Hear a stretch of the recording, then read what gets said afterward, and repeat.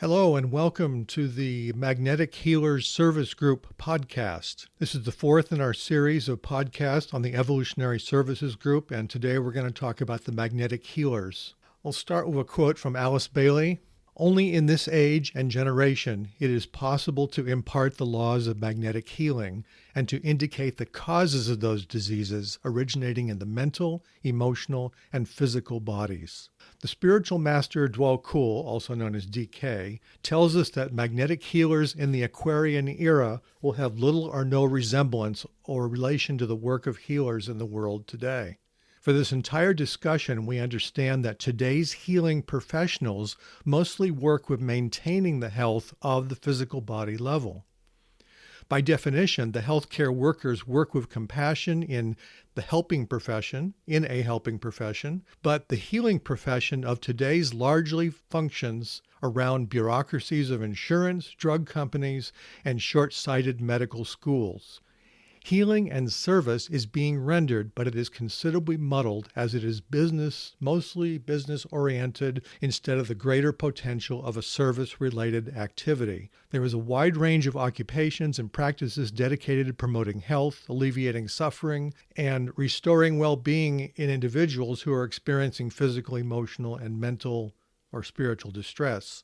Practitioners in the healing profession may include medical doctors, nurses, therapists, such as physical, occupational, or speech, could be psychologists, psychiatrists, counselors, alternative medicine practitioners. In this case, it's acupuncturists, chiropractors, naturopaths, and many others, spiritual healers, use of essential oils, herbs, sounding tones and chants, yoga, and much more. Overall, their primary purpose is to address the root causes of illness or imbalance. They facilitate the body's or mind's natural capacity for self-healing and resilience, resulting in an enhancement of quality of life for those in need. Within these fields, some healers are using the energies of their hearts and minds to radiate healing energies from the soul level. Their true work has not been fully realized by the healing community, perhaps because they are working with the community that still does not recognize the soul as the primary healer.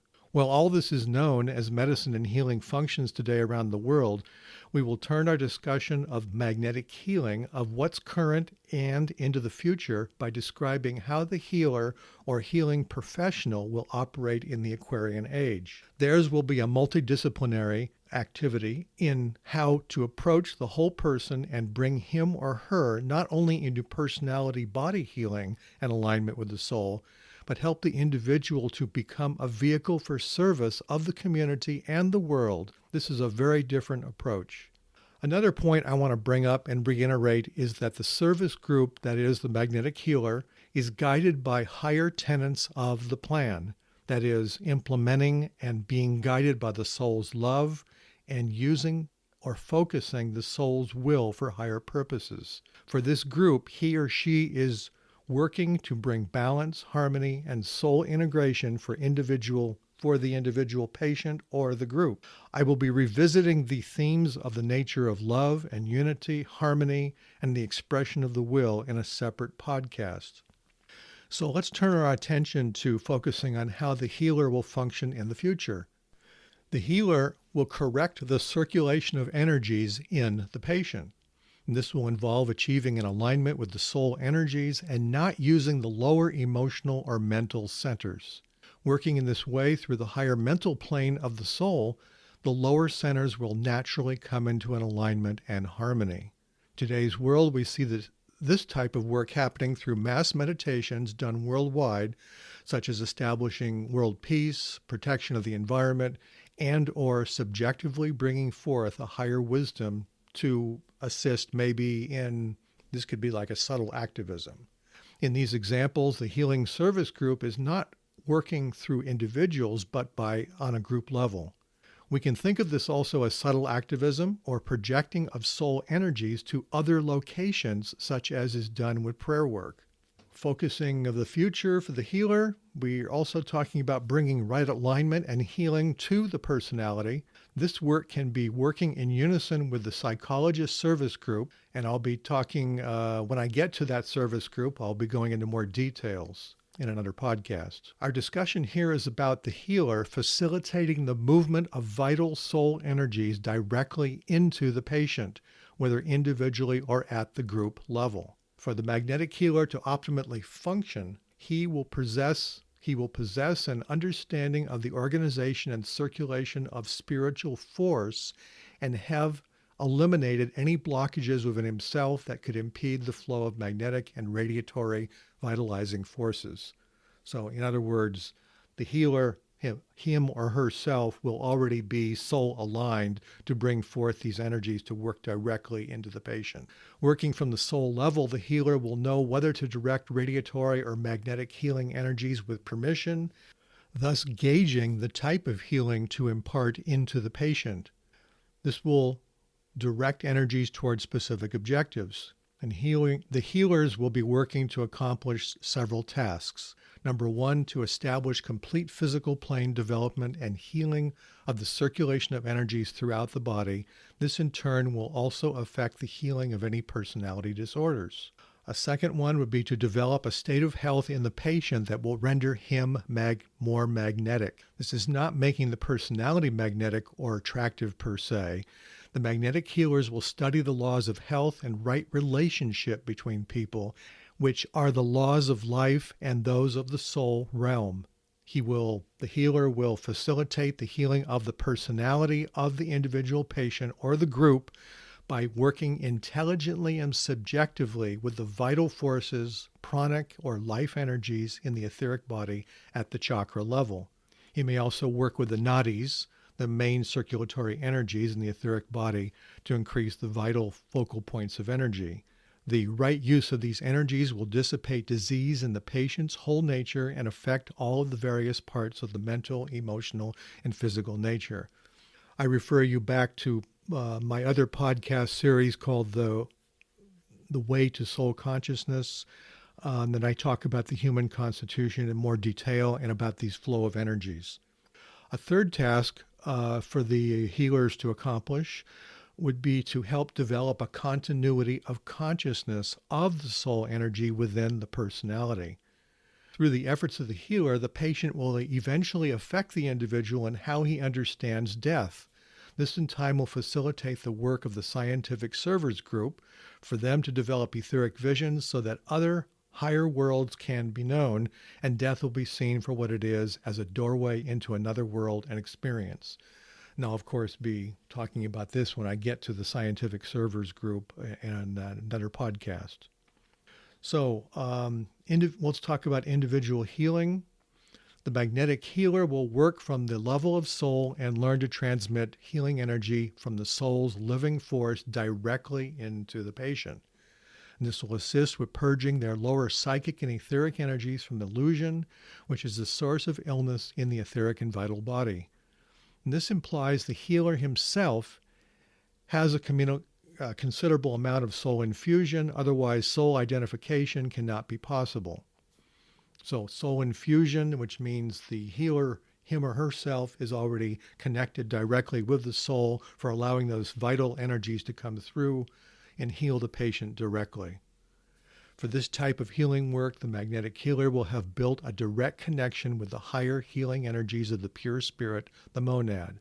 So this is a deeper connection, connecting up with the pure energies of the pure spirit through the spiritual triad. I talk about this also, of course, in my Way to Soul Consciousness podcast too.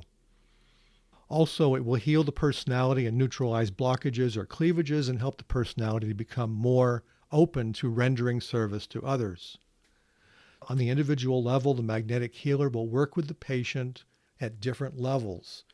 He will have the ability to locate the origin and the source of disease, thereby relating cause and effect, and to know the exact point where relief may be offered. Such there could be a blockage, for example, in some area between maybe having more love in one's life, and the blockage of love, the blockage in your third center, perhaps in relation to the fourth center. For example, there could be a blockage between the solar plexus, the personality, and the heart, the fourth center. And the healer can possibly break up those energies or cleavages and allow that higher vibration of the soul and the expression of love to flow forth. The healer will work intelligently with the forces of the vital forces of the patient, and this will happen at a subjective level, working either with the pranic or life energies in the etheric and vital bodies.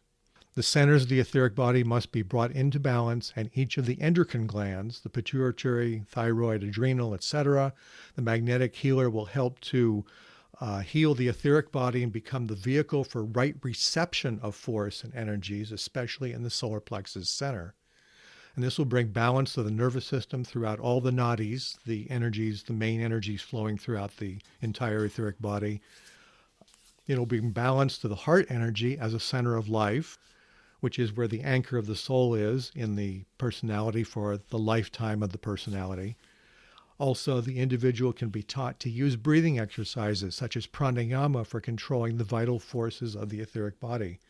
Proper use of this technique will bring the physical body into a vibration or alignment with the etheric body and the soul energies. The vital forces are stimulated by prana, which comes from different sources such as the sun itself. In theosophical literature, prana describes the electrical field that manifests in the world as vitality energy and animates the etheric aspect, such as the chakras and all phenomenal life on the cosmic physical plane. All forms of life that have life, the animal, the mineral, the vegetable kingdom, and the human kingdom, these are all living beings and they receive prana, and it helps to unite the mind, the body, and the emotional energies. Solar pranic emanations, such as from the sun, are generated, and it causes a constructive growth of the cells in the physical body. It does not work with form building, but conserves or maintains the form through the promotion of health of the parts. In my podcast, The Way of Soul Consciousness, I describe the work in more detail, and the book, again, The Way to Soul Consciousness, is available on my website at sacredteachings.us. Also, when we get to the Service Group 8, the psychologists, there will be further discussion on healing and the work as the psychologist as a therapist, for such as healing the problems or conditions going on in the personality. So let's turn to talking about redemption and reorientation of the threefold bodies. Now remember, the threefold bodies is the mental, emotional, and the physical or etheric aspect of ourselves. Redemption in the etheric context is an act of transformation of the etheric matter and body and energies of your personality. Its threefold nature and replacing it with the higher, finer energies of buddhi. Buddhi comes from when you're connected, you have the lower threefold personality, and through the abstract mind, you connect through the soul directly to what's known as the spiritual triad. The spiritual triad is that higher point of expression of what we may become and what we're aspiring to become on a deep soul level. So the soul is connected to the spiritual triad, and it wants to bring forth these energies of buddhi from the plane of the intuition. Here, the light of the soul is an energy in transforming your thoughts so that you become a conscious creator in thought building. While connecting with the soul, either through meditation or being the observer, you are in fact redeeming and reorienting and upgrading your lower bodies. Probably most of the time, this happens in the background of your conscious mind. An alignment with the soul will render the lower mind to become soul-infused, and this will over time transform any tendencies of harmfulness, selfishness, and irrational behavior by neutralizing all lower emotional and mental plane reactivity. This is true redemption because you're connecting with the soul. You're wanting in meditation to connect with the soul. So that soul is connected with the higher triad again, spiritual triad. And so you're bringing forth buddhi, and this energy, the plane of the intuition, is balancing out your astral energy, your emotional energy, and your mental energy too. During this process, the emotional substance is redeemed or upgraded and is replaced with buddhi and the pure reason from the plane of the intuition. While in meditation, it is the soul's light that does the job of redemption and transformation of the lower matter of the personality. So let's turn our attention now to the healer working on a group level or group healing.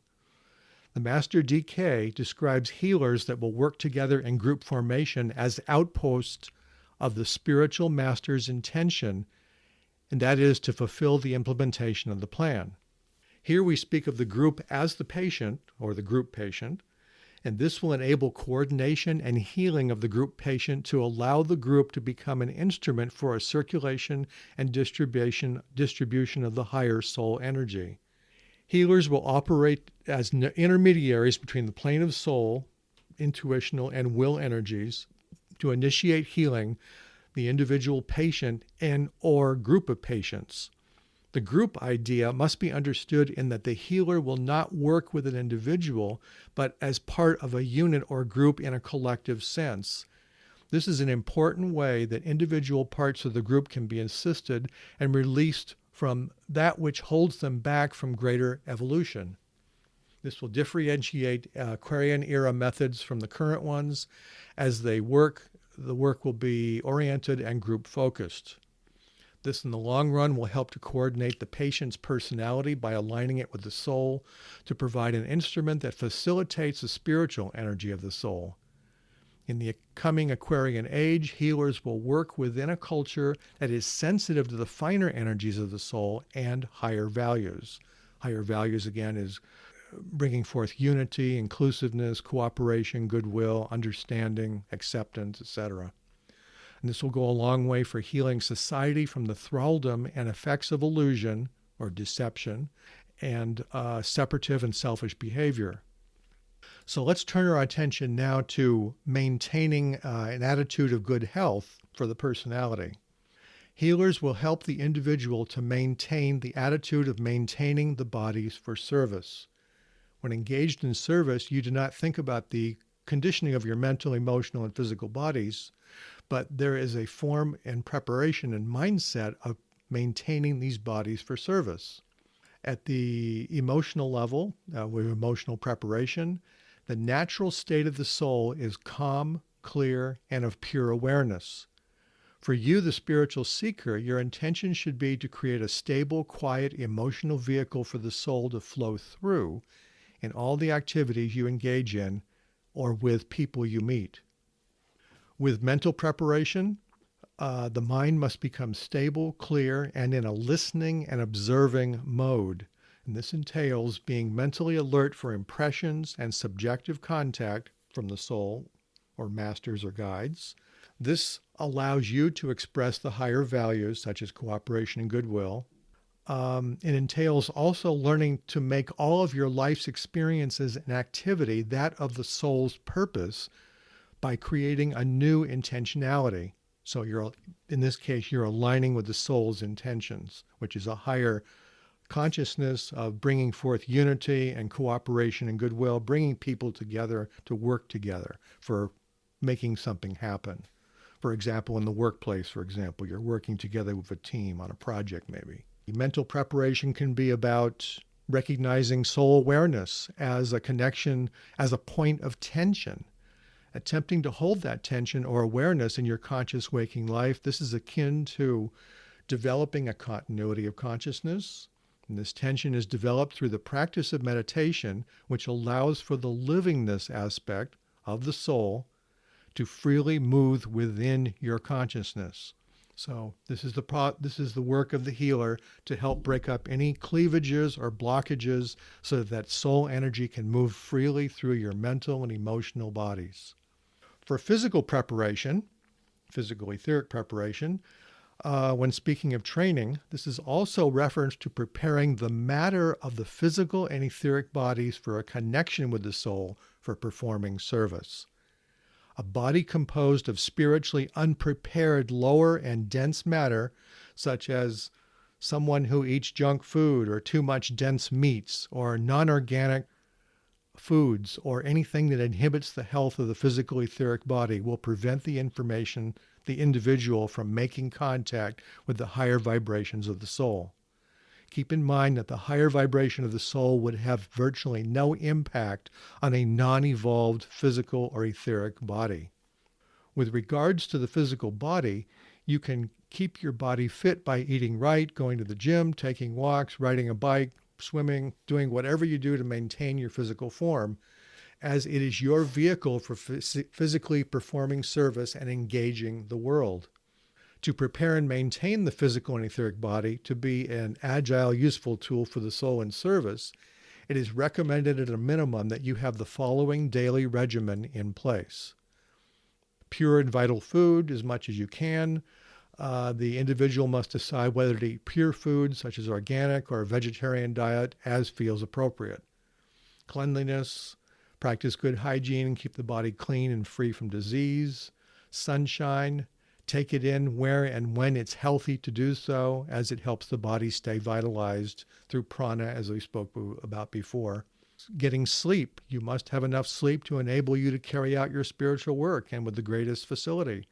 The physical body is tired or lacking energy due to poor nutrition or not enough rest, then the body controls the situation and keeps you from performing or making soul contact and performing meaningful service. I talked about physical exercise, daily exercise, physical activity, maintaining the healthy body, and it will help to not only overcome health conditions and diseases, but help change your mood. Besides diet and exercise, there's the consciousness of helping in your overall well-being, and it also helps you to maintain a sound mental emotional attitude for service. And this overall mindset, of course, provides you with an awareness that you are a fully unified being expressing the soul's intent moving through you. I want to turn now toward reiterating that we have two existing models toward health in today's world, two modalities of healing. The Western model, our thoughts and emotions are rooted in the brain, and healing of the physical body can be accomplished by drugs and surgery, and healing is the absence of disease, and we're healthy until a bacteria or virus or wound invades. And then those are dealt with some type of invasive therapy, such as drugs or surgery, for example. There's also another type of healing in today's world. We have complementary or alternative medicine. This can be Tibetan medicine, it can be Ayurveda, it can be Chinese healing techniques that have been around the world, for healing for over 1,000 years. They help to establish a mind-body connection, and it's crucial for guiding the individual back to health. And these techniques help to heal the connection between the body, the mind, and the emotions and the environment. The goal of the practitioner is to assess and determine balance versus imbalance. Then exercise, herbs, diet, yoga, acupuncture are recommended to help the mind and the body heal itself. Obviously, it should be mentioned that Western medicine often casts doubt on these practices. Also, consider the relationship that the patient has with the doctor. A certain rapport must happen. Often the patient trusts the doctor and his or her knowledge and authority, so this contributes to the patient's healing process. There are numerous studies that show that this rapport can be an overriding force for healing the patient. It is our ability as the patient to generate and influence our own healing, and this is a tremendous force that we can be guided by. There's the concept of the placebo versus surgery or drug treatment, the necessity of creating a bridge between the modern Western medicine and complementary medicine. For example, there's a cancer center in Arizona that uses traditional surgery and drugs, allopathic work, in combination with nutritional therapy, acupuncture, and yoga, or for healing the patient. So there can be a complementary medicinal and healing therapy that can take place. So let's talk about what has been accomplished by the healers already in today's world. Since the Tibetan master DK defined how this group will be functioning in the Aquarian era, we can list a number of soul-inspired healing activities that are already happening in today's world, such as homeopathy and naturopathy, Chinese, Tibetan medicine and acupuncture, herbal medicine and essential oils. Ayurveda is an ancient system in medicine from India based on the idea of balance of bodily systems using diet, herbal treatment, and yogic breathing. There's nutritional awareness using vitamins, supplements and right diet. Massage therapy. There's women's and children's health awareness. There's advances in allopathy, such as with diagnosis, advanced technology, and disease prevention. Dentistry with preventative maintenance. There's color, sound, and aromatherapies. And of course, there's the awareness toward keeping the body healthy with physical fitness, such as through yoga classes, hiking, bicycling, swimming, martial arts to tone the body and the mind, and other sporting activities. There's also an awareness one can have around organic and non-GMO genetically modified foods. So what are the aims of the physician in the future? The healer will employ different models of thinking for determining right treatment. Thoughts and the emotions are causing inertia and preventing right flows of prana through the nadis within the nervous system and thereby causing illness in the etheric, physical, and emotional bodies. They'll be the physician of the future, or the healer, will be identifying blockages in the etheric body that are inhibiting the flow of prana. And there'll be an awareness around concentration on prevention through vitality, radiation, and prana, such as what the patient is getting through solar radiation. The healer will see the spleen as a focal point of pranic emanations. When it is freed from congestion, it allows the pranic energies to become fully assimilated. Understanding right methods of assimilation and elimination with neutralizing problems of stomach and bowels, already being taught of right diet through colonoscopy as preventative methods. There'll be, of course, teachings of hygiene and sanitation, keeping the body clean and free of disease, of course. It'll be good to study and comprehend the effect of emotions on the nervous system, such as studying the science of the centers, the nadis in the centers, and the emotional currents, and observe their effect in the endocrine system and gland system. This could also suggestion too, referencing back to my book, The Way to Soul Consciousness, there could be something with spiritual study where the healer could tell the patient to say, okay, I want you to go study this and understand how to comprehend the effect of energies of the emotions, or the study of the centers and the nadis and the centers and how they affect the emotional and the mental nature of the body. There could also be a study of brain function with the soul being the source of light and the vital life emanation, then discover what in the body is preventing the energies of the soul from permeating all parts of the body. So this then, for the healer of the future and for the physician, he or she would also learn about all forms of the body and how the energies and the life-flowing energies from the soul are animating and healing all parts of the body. Or if they're not, then find out what the blockages are and help release those. Medicinal practices in the future will be around preventative medicine, an attempt to keep the physical and subtle body in proper order and balance, as we talked about. Study the right chemicals, such as vitamins and nutrients and foods to go into the physical body. This is already being done with nutritional analysis. Change an attitude of death when the body is giving up and it's time to let go. So the attitude of allowing the soul to dictate when one's life has been duly worked out. So karmic purpose has been accomplished and the soul needs to withdraw the life force.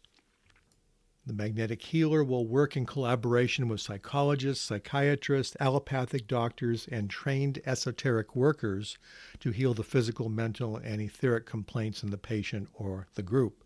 Healers and psychologists will collaborate for identifying the physiological effects of aberrant thoughts or emotional feelings in the body, such as hate and fear and anxiety, selfishness, bitterness, acrimony, and learn how it is detrimental to soul alignment.